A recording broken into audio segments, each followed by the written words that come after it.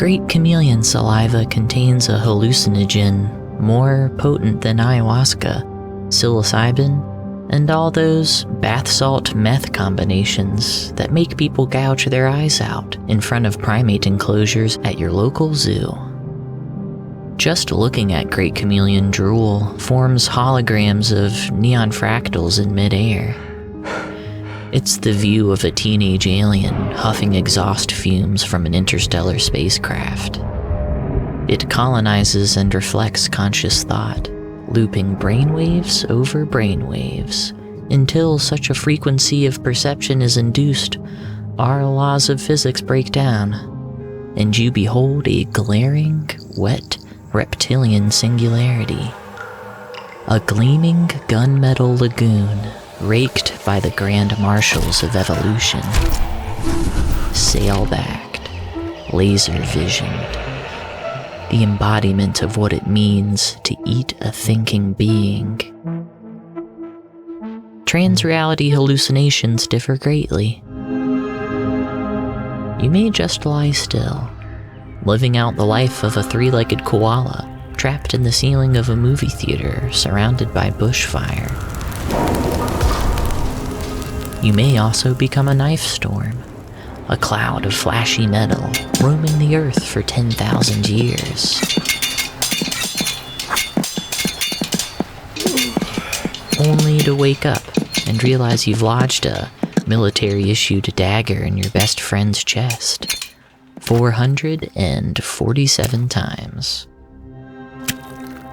Everyone's first time's the most traumatic. Many don't come back.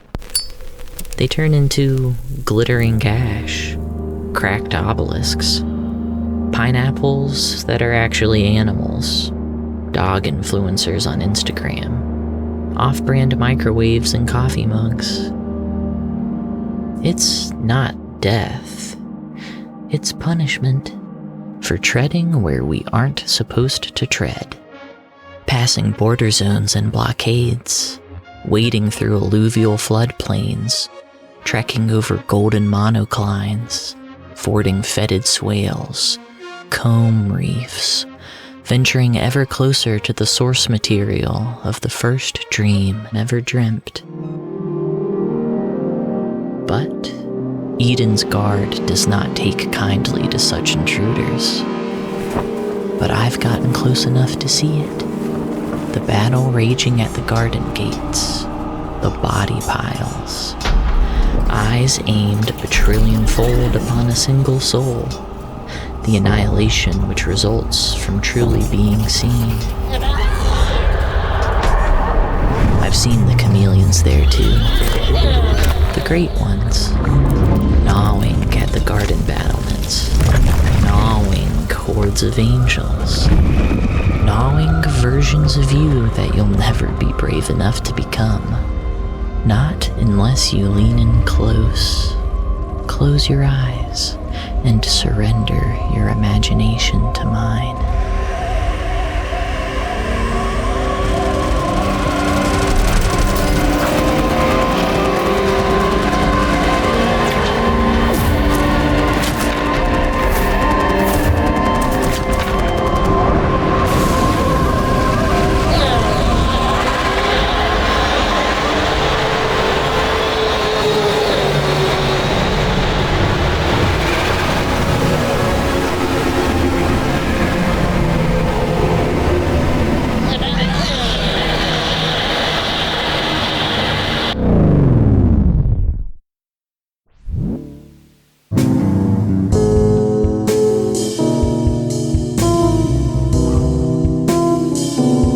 The Great Chameleon War.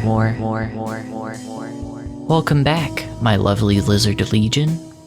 We've missed you. Side effects of Season 2 may include blood hymn jubilation, lenticular parasites, blue tortoise party hat syndrome, itchy wizard sleeves, and the insatiable desire to give up on everything. Your hopes, your bank accounts, all those that you love and who have helped you become who you are. Abandon it all to slink back into deep time, Before humans walked, before teeth were formed, cells divided, and before the first star ever shone, drift back so far to a place where nothing mattered, where everything was alone and free forever. If you want to hang out with me online, you can find me everywhere at Scratchy Bananas, or head over to thegreatchameleonwar.com. This is episode 6, Nova Primordia, Side A.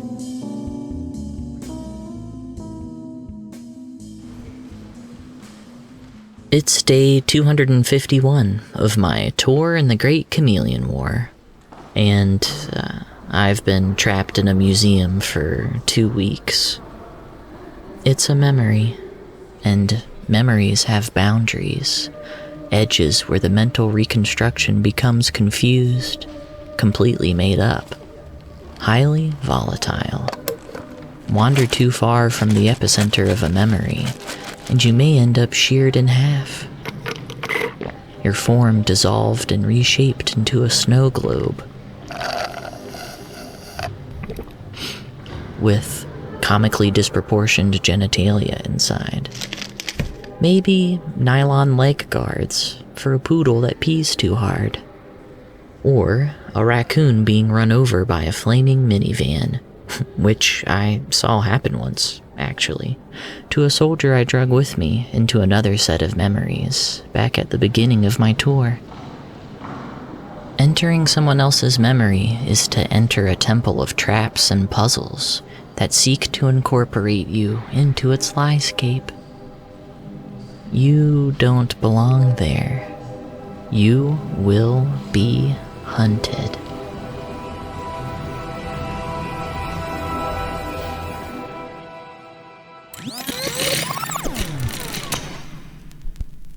I want you to see what kind of person I really am. You can be the only one who knows.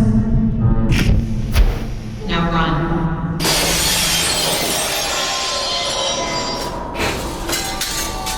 What the?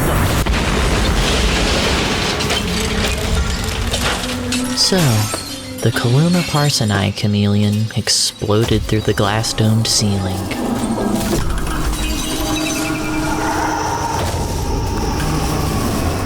Enshrined by astronauts and pillars of fire from the arsonist flamethrower.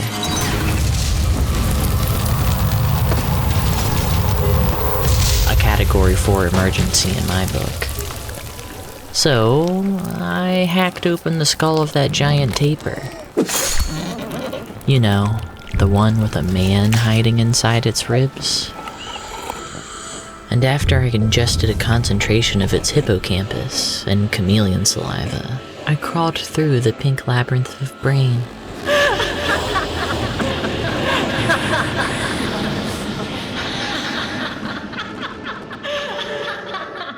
And slipped out into a natural history exhibit.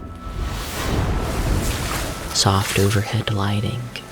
The ground a scorched red clay, surrounded by tufts of reeds. A flowing creek flushed along the banks, with the far side ending at a wall painted to depict a Paleolithic meadowland. I sloshed out into the center of the exhibit, into a fleshy hunk of shell.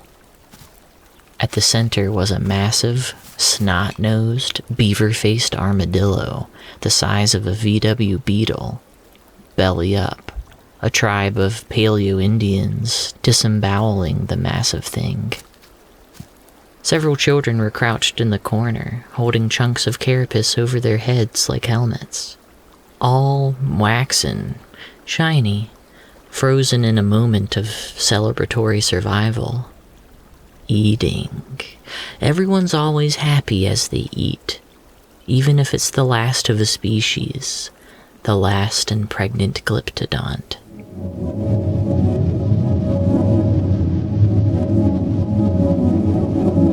The rest of the museum showcased similar scenes of violence.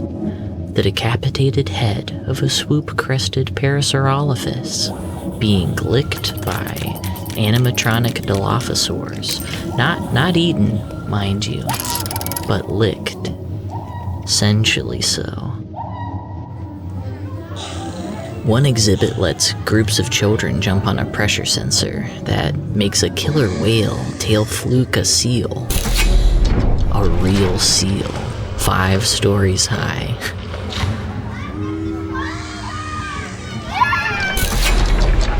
If they jump hard enough, the seal hits the ceiling and blood explodes with a celebratory siren like some kind of carnival game.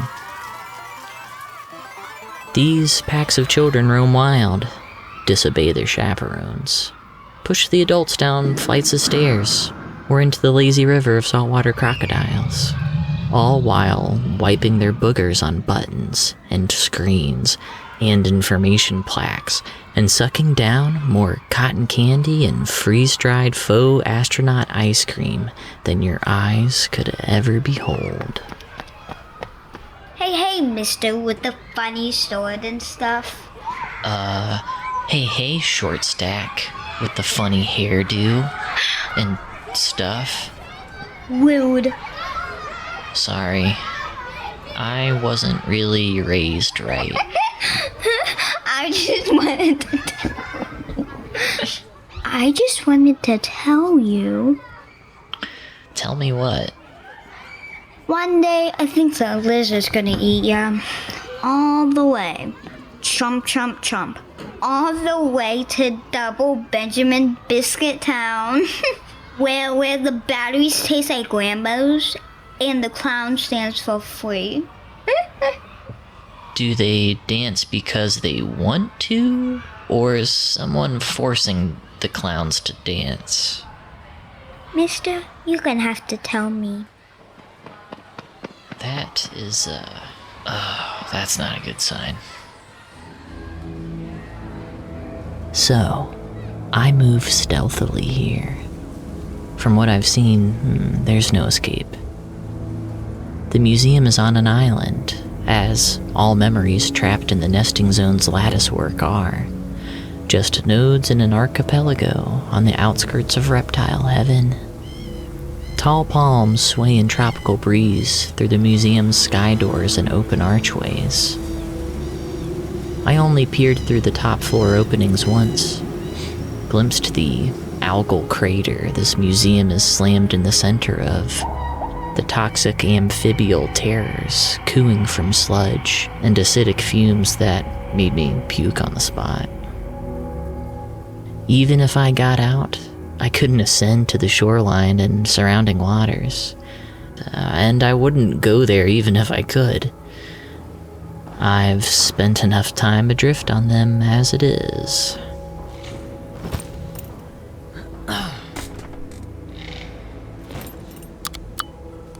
There are graphical modifications for popular video games where all the enemies are replaced with 3D models of a train. An anthropomorphic locomotive from a children's cartoon. That's right, you guessed it. Thomas the Tank Engine. His stupid, moon-smooth, smiling face stalking protagonists through abandoned hospitals. The blue train swooping down on watchtowers to grab archers with his wheels. I know, it sounds dumb, but if you really think about it, the concept is terrifying.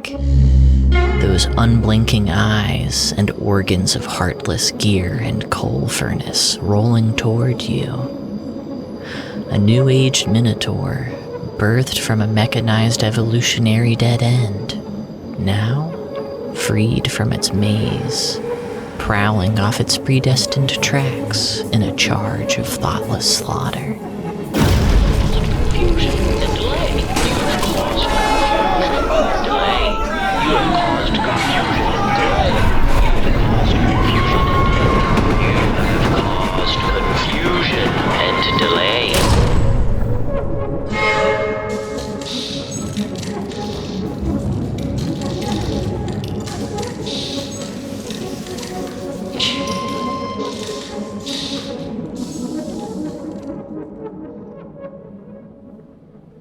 I understand this better now, as I'm being hunted by a rocket ship. Granted, it doesn't have a face, and for that I am thankful. But it's hunting all the same, and hunting not just me, but any wayward adult. The machine is some kind of glorified behemoth golf cart, fashioned as a rocket from sci-fi's golden age. Something once meant to shuttle people from a parking lot to the museum, I imagine. The rocket ship squeaks and squeals down the tile hallways, burns rubber on fine-combed carpet, with a man in a taper mascot costume at the wheel. The rocket's nose cone is the carnivorous part. I saw it chomp a woman in half who was complaining at the gift shop. Excuse me, I don't want your store credit. My child has motherfucking pop rocks in her motherfucking eyes. That's one small step for man, one giant leap for mankind. Don't worry, the children are immune to the mechanical devourment. In fact, they often cling to the vehicle and speed around the museum as it eats people. They jump off into foam moon pits at the Space Hall, or blare out weird chants from the loudspeaker. It looks like a good time. I wish I could join in.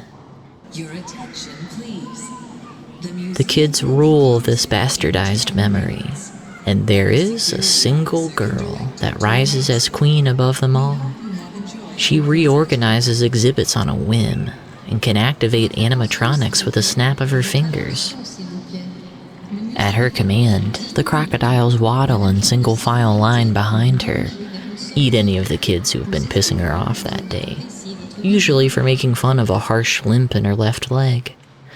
Her name's Allie, and I've halfway made friends with her.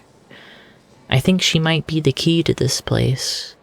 Taperman always watches her in the distance from his rocket ship, like he's afraid. Hey, look. She's over by the Jungle Observatory. It's identical to the one I found the arsonist at. Except for the Dimetrodons. These fan-spined, four-legged dinosaur things crawling around. Pink, blunt-nosed, babyish. There's a massive hole in the wall where a big one crashed through, leaving a gash of static rippling like a TV screen. I know, because it pops its head back in from time to time, the size of a boat, and eats someone. Hey, Allie. I was wondering, what do you want to be when you grow up? She's busy staring at a snapping turtle in a small pond, not doing anything. Bored. A plastic magnifying glass from the gift shop held to her eye. A true grade school scientist. If I grow up, I want to work on telescopes. What about you? I want to write down people's stories. And fight big dumb iguanas with my ninja sword. You're a big dumb iguana. Okay, Miss Telescope. Good talk? Allie gives me a nod. She has the look of a kid who has come to terms with some great new thing. The end of summer, the return of school, that a boy or girl in her class will never like her. That no matter how hard she tries to fly, with all her imagination, jumping, and lucid dreaming willpower, she'll never feel the lightness of a miracle pit her beneath the arms and carry her away. Hey, do you have any pets? We have flamingos. A lot of flamingos. Sometimes I sneak one into my bed and feed it animal crackers. Ooh, kinda dark, but I like it. Do you have animals at home? Do you have a home? Well, I used to have a home. And I used to have a parrot too. What was was their name and what you mean used to have? Well, her name's Patches, and for a while, she was my best friend. Back when I was your age, and all the kids at school sucked, total dirt popsicles, and were mean. We had all kinds of adventures, me and Patches. I took her on a river float, and kept her in my backpack on overnight mountain hikes, even snuck her in my bed. But I didn't feed her animal crackers. But yeah, I lost her, someone stole her. What? That sucks 1,000 dirt popsicles. I hope Patches knows a lot of cuss words to make fun of the kidnapper. Something like a turd gurgler or a butt muncher? I was thinking more like Sprinkle McFut-Tart. Wow. That's a good one. Make sure you say it as loud as you can at school and in front of your parents. Anyway... Hey, do you think parrots like whipped cream? What? Never mind. Let's go. Allie leads me by the hand, underneath a flurry of dioramas strung from the ceiling. A massive eel with 100 eyes. A whale skeleton prickled with 100 harpoons. A space station riddled with 100 meteorites. She's been trapped inside this memory for who knows how long. Even so, she's enraptured by the exhibits here, and displays evidence of an unending curiosity. Allie waves to a hippopotamus eating a pontoon boat full of safari goers. She leans over a railing, kisses the head of a frightened primate, forced to watch its broken puppet legs devoured by holographic ants. She limps along, dragging her left leg, sneaker out sideways, worn down and scuffed to hell. We're in a memory loop being constantly misremembered. I know it isn't real for you like it's real for me, but it will only continue to gain reality the more I sink into this imagination. See, every memory has levels to it. Inside the nesting zone, ideas and memories show their external forms. Not the tip of an iceberg, more like a cloud formed by one evaporating. If you dig deeper, you get to where I am, the internal imagining of the memory, a closer interpretation of the true event that spawned it, the place where you lay in bed at night, staring at the ceiling, reliving all your mistakes, seeing shapes and faces moan and whirl on ever-thinning mist, contorting the truth from every angle of lie, each thought drifting and manipulating the core of your memory ever farther from its source. But I understand how to burrow deeper yet, deeper than any psychologist, hypnotherapist, or individual can see inside themselves. It'll be difficult here, but I will instigate a true recollection of this memory and forge my escape. And even more so, I'm going to attempt a miracle. I'm going to try and bring Allie with me. Drag her out of either non-existence or the grave or a memory bank in the universe's computational galaxy core. She's coming with me. I'll save her or damn her all the same. Allie leads me to a small carpeted amphitheater in front of a glass-walled aquarium tank. Behind her, sharks and turtles, jellyfish, kelp stalks, a robotic submarine perpetually being attacked by a robotic squid, with miniature divers floating freely, their screams escaping as silent bubbles from their helmets.